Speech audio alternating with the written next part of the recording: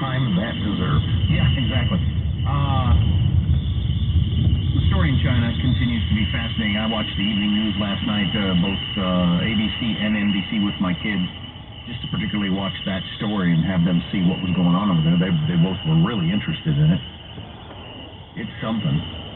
Yeah, I tuned into Jake Tapper's show whilst ellipticaling yesterday, and he spent 20 minutes maybe on Trump having dinner with Kanye and that Nick Fuentes character, just going on and on about Republican hypocrisy and anti-Semitism. He never brought up Louis Farrakhan, who's been a darling of the left and slandering the Jews for decades, generations. But so anyway, he finally got to the China story.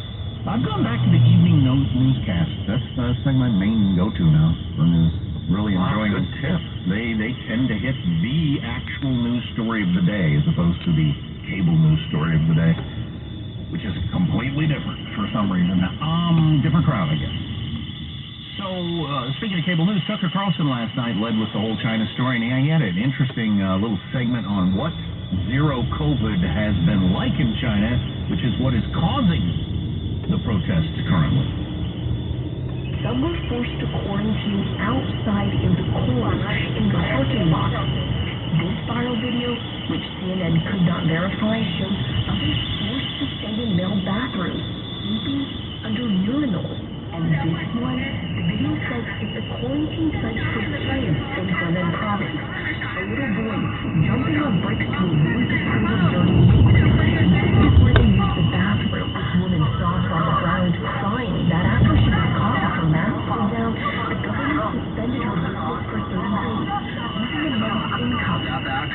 Metal spikes, which the man filming, were installed on a compound gate to prevent residents from leaving. How about that? Wow. They put spikes on your gate so you can't leave the little area where your apartment is. The woman was doing the whole chin diaper thing with her mask and had her business shut down for an entire month. Virtually every sentence of that report, you could stop it and talk about it for 2 minutes. Right. That and was shocking. Good summary, sir.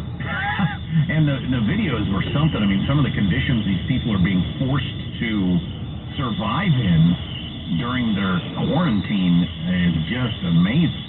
No wonder the protest. Yeah, no kidding. That is a great description of what has so angered them. And those kids being separated from their parents and shrieked at by authorities and terrorized, and people starving, unable to get their medications while locked into their apartments for months at a time, my friends. Not a couple of days. Months. The Dow was down 500 points yesterday because of the unrest in China, wondering about supply chains and all that sort of stuff if this continues. You know, I saw that, and then I saw the Wall Street Journal is reporting today that stock futures and oil futures and everything are up because the powers that be are hoping the protest leads to a loosening of zero COVID policies in China. But boy, that is an open question, which brings us to the main topic. Where does this go from here? And we have some clues. But I came across this piece about the protesters, proud, scared, and conflicted, what the protesters themselves are saying. It was their first demonstration, their first protest slogans, first encounters with the police in their lives. They went home shivering in disbelief at how they had challenged the most powerful authoritarian government in the world and the most iron-fisted leader China has seen in decades. Such public dissent unimaginable until a few days ago. These same young people, when they mention Mr. Xi online, use euphemisms like X, he, or that person, afraid to even utter the president's name. They put up with whatever the government puts them through. Pandemic restrictions, unemployment rate, fewer books available to read, movies to watch, and games to play. For their whole lives, this generation, then something cracked. After nearly 3 long years of zero COVID, which turned into a political campaign for Mr. Xi, China's future looked increasingly bleak. The economy is in its worst shape in decades. Mr. Xi's foreign policy has antagonized many countries. His censorship policy, in addition to quashing challenges to authority, has killed nearly all fun for young Chinese people. Chinese people are getting by with books published 20 years ago, music released a decade ago, travel photos from 5 years ago, income earned last year, frozen dumplings from a lockdown 3 months ago, COVID tests from yesterday, and that freshly baked Soviet joke from today that we were talking about, how you don't have to, like, write what you're protesting on a placard. Everybody knows. So I'm listening to a lot of Mumford and Sons, Foo Fighters. I think I can get by. Yeah, I can get by 10 years ago. Yeah, and so they go into how all these young people are out in the streets. They don't know what to expect. They felt so tense. They were physically and emotionally exhausted the next day. Several cried in the interviews.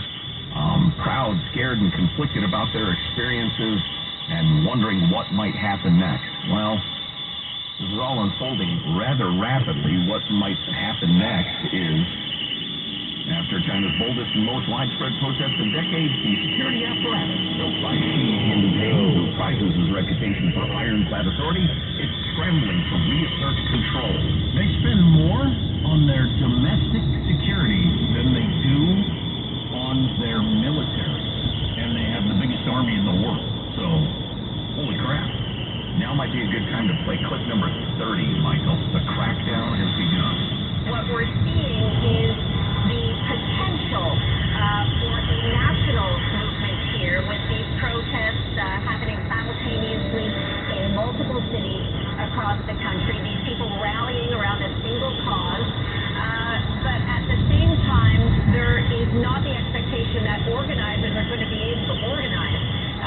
They are trying to use coded messages on social media, trying to evade the censors, and also using other techniques. The problem now is that there are police everywhere. That's Janice Mackey-Fraser on Morning Joe. Roll on 30 when she gets down to business.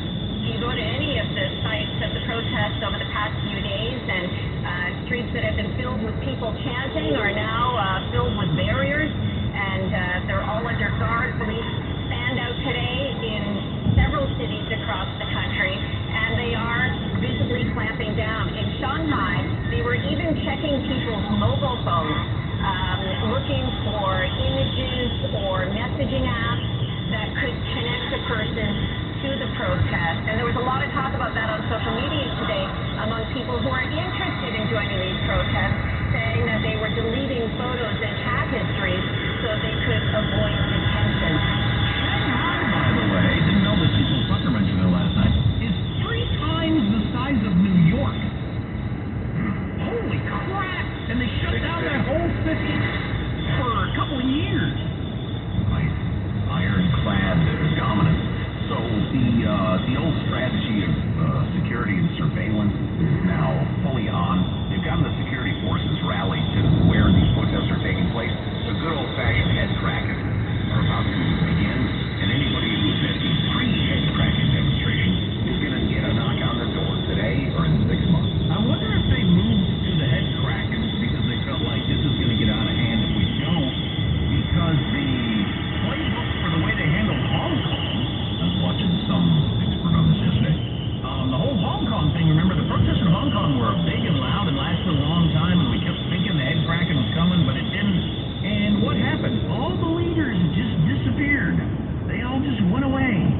They identify you, they find you, and you just go away. And pretty soon there's all the leadership's gone, and anybody who was around the leadership thinks, no, it ain't worth it. And that's what was going to happen here. But I wonder if they thought, yeah, well, we'll do that, of course. We're still going to do that.